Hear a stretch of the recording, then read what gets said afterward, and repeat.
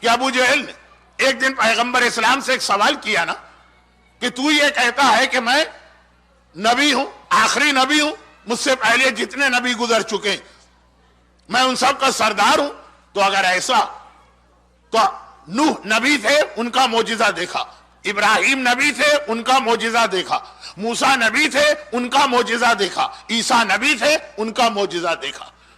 ذہن میں رکھیے گا کہ ابو جہل اہل کتاب عیسائی یا یہودی نہیں، چنانچہ وہ نہ نوح کو مانے، نہ ابراہیم کو مانے، نہ موسیٰ کو مانے، نہ عیسیٰ کو۔ کوئی عیسائی یہ سوال کرتا تو سمجھ میں آ رہا، کوئی یہودی یہ سوال کرتا تو سمجھ میں آ رہا۔ ابو جہل کا سوال کرنا یہ بتا رہا ہے کہ باہر سے کسی نے اس کو یہ سوال بھجوایا، اب کس نے بھجوایا ہوگا وہ ایک الگ موضوع ہے۔ کہا کہ یہ 4 نبی تو ان کا سردار ہے نا، ان کا معجزہ دیکھا۔ بہت مشہور روایت ہے، پیغمبر نے وہ سارے معجزے دکھائے، مگر جو حضرت ابراہیم کا معجزہ دکھایا کہ مکے کے باہر ڈیزرٹ میں حضرت ابراہیم جیسی آگ روشن ہو۔ ابراہیم کا معجزہ تو یہ تھا کہ ابراہیم آگ میں گئے اور آگ باغ بن گئی، لیکن معجزہ ابراہیم کو جو رسول خدا نے ریپیٹ کیا، یہ روایت کتنی مشہور ہے، آپ 17 ربیع الاول کو ولادت کی محفل میں بھی سنتے ہیں، 28 صفر کو شہادت یا وفات رسول خدا کی مجلس میں بھی سنتے ہیں، اور اس کے علاوہ بھی تو ابراہیم کا معجزہ جو دکھایا تو ایک گروپ کافروں کا تھا جو آگ میں پھنسا، لیکن آگ باغ نہیں بنی، بلکہ آسمان سے ایک ایسی چادر ان کو نظر آئی جس میں بہت سارے سونے کے تار لٹک رہے تھے، اور آواز آئی کہ اگر اس آگ سے نجات پانا تو اس چادر کو سہارا بناؤ، یہ تمہیں آگ سے نکال کے لے جائے گی۔ اور ان لوگوں نے آ کے ابو جہل سے کہا کہ ابھی ہم اس طرح آگ میں پھنسے اور اس چادر کو پکڑ کے یہاں سے نکلے۔ پیغمبر نے کہا ابو جہل تجھے پتا ہے کہ یہ چادر کس کی تھی؟ یہ میری بیٹی زہرا کی چادر تھی، جس نے اس چادر کو تھام لیا خالی دنیا کی آگ سے نہیں بچے گا، قیامت کے دن بھی میدان قیامت سے وہ سیدھا جنت میں جائے گا۔ ایک حدیث ایک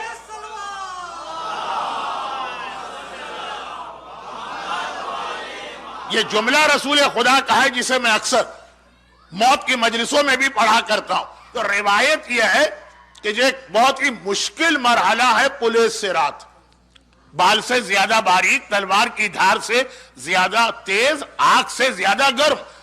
شہزادی کائنات کی چادر اتنی بڑی ہوگی کہ اس کا ایک سرا قیامت کے میدان میں ہوگا، دوسرا جنت کے اندر ہوگا۔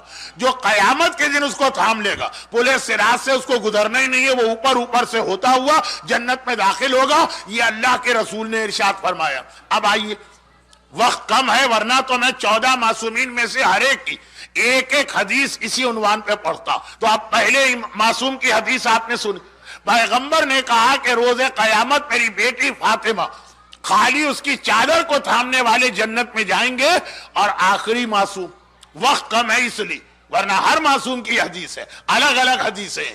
تو پہلا معصوم، آخری معصوم۔ اگر آپ شیخ عباس قمی کی مشہور کتاب مفاتیح الجنان کو اٹھا کے دیکھیں تو بغداد کاظمین کی زیارت، اس کے اندر حاجی علی بغدادی کا ایک واقعہ لکھا، جنہوں نے زیارت کرتے ہوئے یا زیارت کے لیے جاتے ہوئے، یہ حاجی علی بغدادی بغداد میں رہتے ہیں، ہر شب جمعہ کاظمین کی زیارت کے لیے جاتے ہیں۔ راستے میں ان کی زمانے کے امام سے اس طرح ملاقات ہوئی کہ اس وقت ان کو پتا نہیں تھا کہ یہ امام ہے، وہ بعد میں پتا چلا۔ واقعہ اتنا لمبا کہ خالی وہ واقعہ پڑھوں، صرف وہ واقعہ تو 45 منٹ خالی اس واقعے میں صرف ہو جاتے ہیں، اتنا وقت نہیں۔ تو اس واقعے کے اندر حاجی علی بغدادی نے اتنا تو اندازہ کر لیا کہ کوئی بہت بڑا عالم میرے ساتھ سفر میں شریک، تو چند سوال کیے جن میں خمس کے بارے میں بھی تھا کہ میں پچھلے مہینے نجف گیا تھا اور وہاں مجتہدین کو یہ خمس دے کے آیا ہوں، لیکن جیسا کہ آپ نے آج دیکھا ہوگا بہت سارے لوگ ایسے ہیں کہ خمس کو مانتے ہیں، سیٹسفائیڈ نہیں ہے خمس استعمال کیسے ہو رہا، مرجے کو دیتے ہوئے بھی گھبراتے ہیں، دل میں خیال آتا ہے کہ ہم یہ خمس اپنی مرضی سے کیوں خرچ نہ کریں۔ ٹھیک ہے، ہم اپنی بیٹی کی شادی میں نہیں خرچ کریں گے، ہم اپنا مکان نہیں بنائیں گے، ہم اپنی گاڑی نہیں خریدیں گے، اچھے کام میں خرچ کریں گے، مسجد، امام باڑہ، یتیم خانہ، وہی خرچ کریں گے جہاں مرجے خرچ کرتا.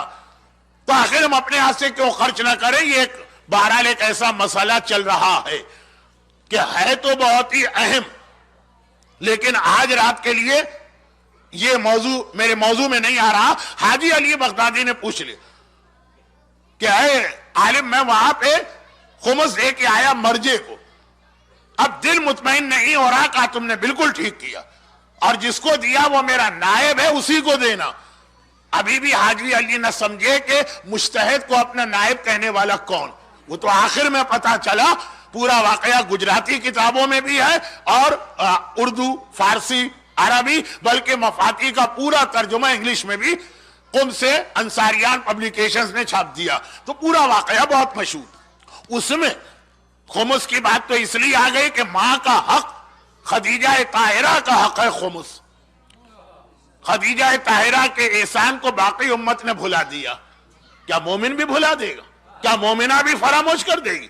یہ تو ایک بات تھی. اور اسی میں یہ واقع، اس میں ایک سوال حاجی علی بغدادی نے آخری معصوم سے، جن کے بارے میں بعد میں پتا چلا کہ یہ امام، ایک سوال یہ بھی کر لیا کہ ہمارے یہاں کے علماء ایک روایت پڑھتے ہیں کہ شہزادی کون ہے قیامت کے دن گناہگار شیعوں کی بخشش و شفاعت کرائیں گی اور انہیں جنت میں داخل کریں گی. امان امان امان لزوار الحسین، یہ کہہ کر جو میرے بیٹے کی زیارت کو جاتا ہے میں اس کو امان دیتی. یہ روایت صحیح ہے کہ صحیح نہیں؟ زمانے کے امام نے کہا بالکل صحیح روایت ہے.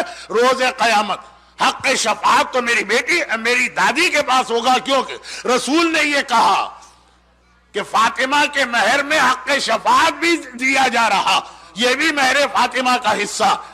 اچھا، ابھی بھی حاجی علی کا ذہن نہیں گیا کہ جو آپ کہہ رہا ہے کہ فاطمہ میری دادی، یہ بعد میں یہ 3 4 5 کلو جمع کر کے ان کو پتا چلا کہ یہ امام تھے. تو آخری امام بھی کہہ رہا گناہگاروں کو شہزادی شفاعت کروائیں گی، اور پہلا معصوم بھی یہ کہہ رہا جس نے چادر زہرا یا چادر تطہیر کا سہارا لیا وہ جنت میں جائے گا.